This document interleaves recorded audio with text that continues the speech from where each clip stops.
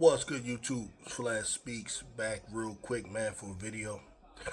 Okay, so with the trade of Odyssey Sims to the Indiana Fever, someone had asked me, to give my opinion on where I think the Fever stand right now in terms of like being contenders, for possible title this year, getting into the finals. I've been on pages or on channels with Caitlin Clark, fans, and who kind of cover that content dealing with the fever and so on. And they've asked my opinion on it. Who do I see them? I mean, the way they put it to me is who are they going to face in the finals and all of that. And I'm going to start off by saying, at this moment, the Indiana Fever are not my pick to make it to the finals yet, and I'll give my reasons for that. But in a world where they could, I'll discuss how I think they would. Now, I don't claim to be like the biggest basketball guru in the world. Of course, obviously, as you know, I did not play professionally, nor in college. Okay, high school I was able to make the team. Okay, but I was not like the greatest player or anything like that. I spent a lot of time on the bench, to be honest with you. Okay, but I was able to learn some things about the game as well as watching basketball for just a whole lot of years. Okay, I'm not going to sit here and reveal my age, but you can figure it out if you ever just kind of hear me talk. But anyway, besides all of that, the Indiana Fever are in a really decent position, in my opinion, when speaking from the amount of talent that the team has. And when you add a dynamic player like Caitlin Clark to the situation, you look at them on paper and you figure, this team could be contenders. Now, my main reason for them not being my pick has little to do with those things, but more so to do with typically championship teams are championship teams for more reasons than just having a bunch of talent. There are other things you have to factor in, and these are things like continuity, chemistry, uh, time together. Like for example, if like I would say, the Fever as they are right now, very formidable, I would say maybe a year or two away. Possibly a year or two away. Because what could happen? What could happen now is you go into the playoffs and then you face a team like say the New York Liberty, who they've shown that they can compete with. Well, don't get me wrong, and match up pretty well against generally. Same with the Minnesota Lynx. But what happens is in a playoff situation, a number of things that you typically rely on start to change. Like for example, experience. Players who have played together longer, who have been through war together, who have been in rough situations and figured out ways to get out of it, and have go-to plays that they know that the opponent can't stop. They've seen enough adjustments on the part of the opponent, and then have beaten those adjustments. They've just a lot of times been through a lot, dealt with the crowd, the atmosphere, the media, all of the stuff that goes into, these situations. Oftentimes, teams have to like get over the hump of maybe an opponent. There'll be a number of different things that teams going in, and really, my pick for not having them, me not having them as my pick right now, has a lot to do with that, more so than even other things that I might bring up on the channel. But let's just say in a world where they could, what would they do? All right, so right now I think they're sitting pretty good in the standings, right? They have a chance. I think they're either fourth or fifth. Last I checked, right? It's not important the position right now because that can change any moment. I know they're tied with a couple of teams and so on, right? So when we talk about what we have to ask the question: what would be the best offense to run? What would be the best way for them to maximize the talent that they have? And you have to factor in Caitlin Clark a lot. And I think it's partly because she's a young player, inexperienced in terms of how to learn, knowing how to play in different offenses. I don't know that her game right now is versatile enough to do some of the things people think that they should do. So, to a certain degree, at least when she's on the floor, I think the Fever, in order to maximize her and the rest of them, you got to kind of cater to her a little bit. I think this is the stage of her career where she's at right now. So we had to be realistic about these things. She's they're not going to have her come off the bench. Stephanie White's not going to do that for a number of reasons that which are obvious. It's less likely that the player who will be starting their place is a better player, though one could argue they're a better fit for what Stephanie White wants to do. But we just know that's not realistic. That's not going to happen. So I'm not even going to go down that road here. But I think one of the first things that has to happen is I think Caitlin Clark, the player herself, I think has to kind of decide, what she's going to be. And for this here, I apologize to a number of you when I make references or I make analogies. I kind of refer to the men's game a lot, and this is because I'm 100%, I mean 1,000% more knowledgeable of the men's game than I am of the women's game at this point right now in my development. I'm slowly learning the women's game. Like I'm watching teams now. I'm taking my time with teams and players and so on, and building my knowledge base. And I'm starting to also go into the past, look at old games, look at old stats and stuff like that to build that. So a lot of times when I make references, I go to the men's game as opposed to the women's game, and that's just because of my limited knowledge base when it comes to the women's game. So forgive me for that, first of all. Uh, but what you typically hear with Caitlin Clark right now is comparisons to a couple of players in the men's game. The first one you hear is Stephen Curry. You hear a lot of that coming out of college. This is the player that a lot of them say is the female Steph Curry and all these different types of things. Primarily because of her scoring prowess at the college level, in particular the logo three and so on, which is Steph Curry's good or bad. That's his contribution to the basketball, to the game of basketball, is the logo three, right? The other one, which I'm not gonna lie, was the first thing that came to mind when I started seeing some of the better aspects of her game, was Magic Johnson, Urban Magic Johnson, right?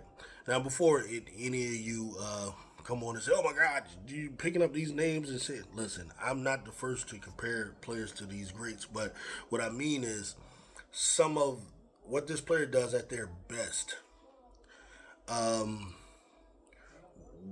what they resemble of certain players. Like for me right now, the one thing that I think is undeniable about Caitlin Clark is her passing ability, right? Number of passes in difficult spots and so on. I'm not putting her with Magic Johnson. Magic Johnson is ridiculous, the best passer I've ever seen. And maybe it's possible that there are other comps that are more accurate, like a Jason Kidd, or maybe of you know, um, other players, right? That could be. But we're just going to say, for the sake of just this here, okay? We're not going to say she's equal to these players. We're just, for the sake of this conversation here, I believe Caitlin Clark has to decide for this particular year, for it to succeed. She has to decide if she's going to be Steph Curry or Magic. That's number one. Which one are you going to be? In other words, are you going to help this team maximize its potential and its best chances of winning the title by being the dominant scorer, okay, the unstoppable dominant scoring machine, or are you going to be the facilitator, right? Who's noted for running a fast-paced, high tempo, high scoring offense, right?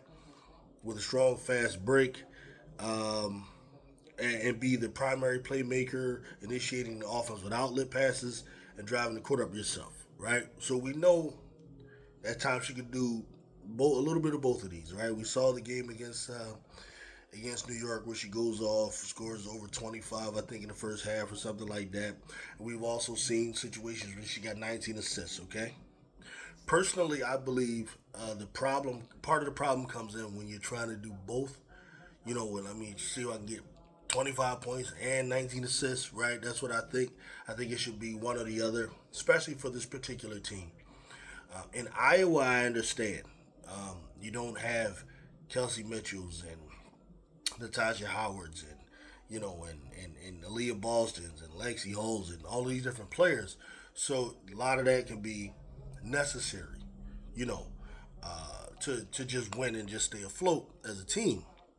But the question is, what is the best way to play to fit into what you currently have right now? Personally, I'm of the opinion that in her mind, she should be thinking point guard, Magic Johnson, Jason Kidd, that sort of thing. And the reason being, I think that's the skill set that won't aid in, maybe some of the emotional stresses she might go through. That can come as a result of like the shooting, the 3 pointers not going down, and that sort of thing, right? I think oftentimes what happens though, she's coming up the court, not doing the best job of reading and reacting, which is I would say is the best way to describe the offense she did. I try to figure out, looking at all the different offenses I know. I think the closest thing to the offense that she is best at is the high up tempo read and react offense, which is kind of what she does. I think is a version of that. Um, it's not quite the Showtime, though it has some aspects of the Magic Johnson Showtime team. And it can really be like that because of a number of things I'm going to describe in a minute. Um, but I think sometimes she comes up the court and she's not really trying to read the defense properly, and she ends up holding the ball too long, and there's something the brother Showtime uh, from I'm not Showtime. Shout out to Showtime, but Prince from I Am Zone Media pointed out oftentimes, and it's something I noticed myself too. She'll get the ball to Aaliyah Boston or to a teammate when it's like not that many seconds left on the clock, it'd be under 10 seconds and stuff like that, putting them in a difficult situation. So what you want is her to get into the offense a lot sooner. So just in case the Aaliyah Boston or whoever is doubled, or Tasha Howard same way, they can kick it back out to somewhere, reset, right? So you want to kind of get into the offense quicker, right? So, and the other thing, I think she should be more satisfied with initiating the offense where she'll actually get what you'll call more the hockey assist than just necessarily being the one that have to be accredited with an assist, right? Stop worrying about, you know, the stat sheet. These are just my opinions. You take them, leave them, whatever. You tell me take a hike, whatever. But don't be so worried about how the stat sheet is going to look or how the records are going to look, but more so look at how the offense is going to look as a whole. Okay, especially in this situation. All right, this reminds me of when Julius Irving first came to the Philadelphia 76ers. I talk about this a lot. Coming from the ABA, he had to be Mr. Everything because he didn't have a lot of much help on his team. But when he came to the Sixers, he had, Doug Collins who scored 20, you had McGinnis who scored 20, you had Caldwell Jones, who was a good 15 points a night. You had Henry Bibby, you had World Be Free who would get you 20 points. It was just a loaded team, which reminds me a lot of this here. So he wasn't expected to go average 30. You can average 20, be the main guy, and especially in those situations where we need you, you come through, right? I think Caitlin Clark should develop more of that. I'm going to be more Magic right now at this point in my career. That's just my opinion, especially when you have the teammates that you have. Now, what's unique about the situation that she has, because there is nuance to what I'm going to say. with an Odyssey Sims coming in, what is the best way to handle this whole situation? Obviously, Odyssey Sims will probably come off of the bench, maybe be the first or second player off the bench to kind of back her up. But what are the possibilities, that Stephanie White can run with both of them, on the court? Now, many people will write it off and say they don't see it working. I think that's easy to say, but this is what also many people believed about Magic Johnson and Norm Nixon. I believe if they can somehow forget about off court, but somehow work out a Magic Johnson Norm Nixon, which wasn't always perfect. It was rocky, but it was able to win two titles and get to about three titles, get to three finals. Magic, if her and Odyssey Sims could have a Norm Nixon, Magic Johnson type of relationship, it could work and be really dynamic because you could run situations where you're going to give, you know, Kelsey Mitchell a break, bring in Odyssey Sims, and then Caitlin Clark kind of start to initiate. Now, the other thing I think Caitlin Clark should add, because I'm not going to spend a whole lot of time talking about, uh, the 5 out high tempo offense that they want to run.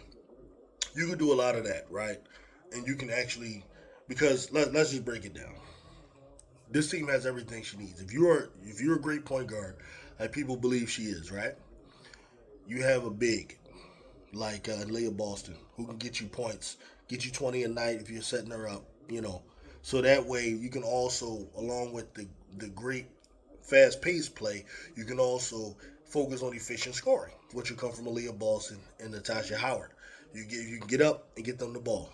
Okay, so you got a center that can get you 15 a night. You got a power forward that's very dynamic. Natasha Howard who can pass, who can score, who can get you 17 to 20 a night.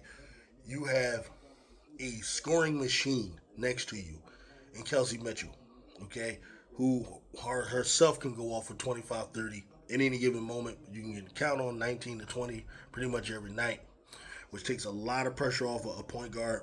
And then you have two elite uh, shooting wings, okay, who also provide some defense in Lexi Hall and Sophie Cunningham, okay, both shooting over 40%. I mean, you have everything, okay, if you just play properly. So there is a path going forward where this could work. I just think it takes more time, okay, but you can have the high scoring, fast pace, um, transition oriented offense, which Caitlin Clark loves. You can have that, okay, right. But what happens in the and it happens in the playoffs though. This is what happens. You're going to run into teams that have better transition defense. It's just going to happen. It happened last year. This is the thing I bring up to them. You're going to run into teams that have. So you have to have a counter. Okay, if they take away the transition scoring, and if they're a team that are efficient scoring themselves, there's going to be less opportunities. And if they are a team that doesn't turn the ball over, that's going to lessen opportunities as well. So you have to have a half court offense that is viable, that works. And there's so many opportunities. They can play 5 out. You can take Aaliyah Boston out. You can throw, I don't know, Dantas. You could probably even throw Howard at the 5 at times. Go with the two Aryan twins, Sophie and Lexi, right? You can go with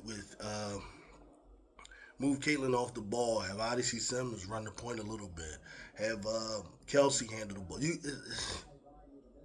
If you're willing to be versatile, there's so many things you could do, because a lot of Caitlin Clark fans, this is what I'm saying, hearing, they want to have what they call just Caitlin ball. She got the ball, and you running it like it's Iowa.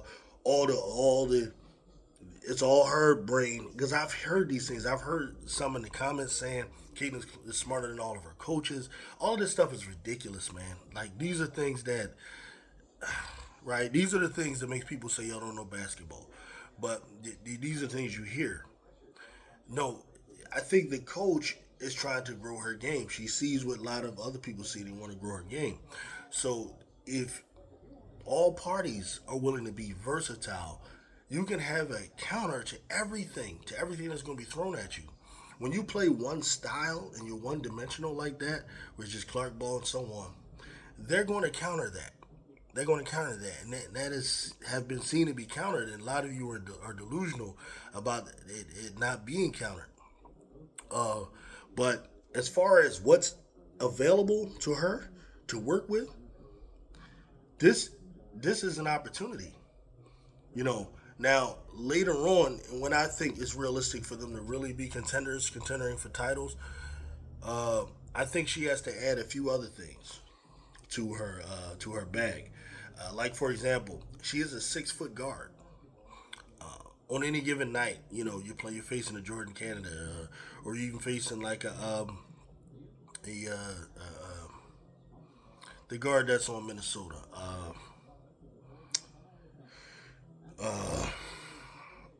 I forget her name, but she faces a lot of guards that are shorter than her.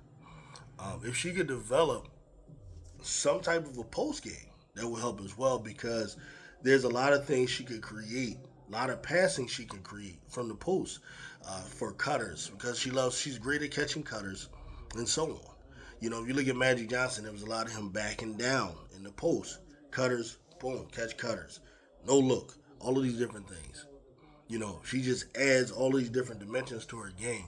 Besides, playing primarily from the top of the key, that's when I think there's a chance for her to really, you know, um, win a title. If you start to add those different things. So basically, overall, what I'm trying to talk about here is, I think she can play with some right now. She can play with some aspects of like a Showtime type of offense, or what you would call a version of the read and react. I think is the best way to describe the offense at Iowa, because she's great at scoring on her own, catching cutters and so on. Okay, I think that should be her primary focus. And then there's at times where she could just go off, right? Like if she can lull them to sleep, lull the defense to sleep by setting up teammates and so on, and then they start to react to that. Then all of a sudden she starts scoring. You know, she could be dangerous and really be something closer to what people think. And then that way, people won't worry so much about her bag and all of those different things. Because those are the things I focus on simply because people act like it's the greatest scorer ever, you know. Um, and then also, of course, naturally you want to cut down on the turnovers. But I think that would come with being less predictable as well. I think her goal for the team should be to overall increase team, you know, um, assists. You know, let me see. I want to look up one thing.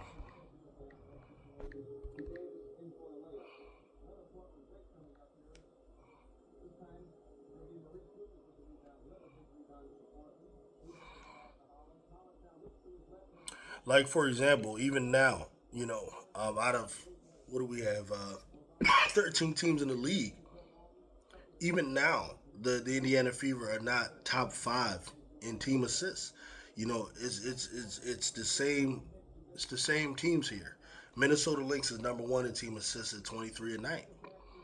They're actually down from last year. They're 24. You had the New York Liberty at 22. What do these two teams have in common? They're like the best teams in the league. Seattle Storm, Atlanta Dream, LA Sparks. These are the top five teams that are leading in assists. Why is the whatchamacallit, the Fever never up there team assists, even though you have a player that is, who leads the league in assists, or second. These are the questions people should ask and look for. You know what I mean? That's what I think. Those should be the goals of Caitlin Clark. Like right now, at her point in her career, just you know, be the assister, provide those points when they need them. When that defense is lulled to sleep and they ain't thinking about Caitlin Clark scoring no more, and then all of a sudden you got to deal with her ass, that could be a problem. You know, um, work on the defense. At least be a good team defender. Turnovers, cut that down. Work on versatility. Find different ways to help. whether it's on ball and off ball, which may take time. I get if you're not great at something right now, it may just take time to do that. She is still a second year player. I'm usually hard on her only because people act as if she should be considered the best now. That's was when that comes in, you know. So, uh, that's kind of what I got right now. I mean, the team has a chance to do something. You know, they're fourth in points, which is that's one part of the game. You know, but if you actually increase the assists, you should increase in points as well. When it comes to but when it comes to like defense, they're not in the top of anything again. Um, when it comes to blocks, they're not there. When it comes to steals, they're not there. You know,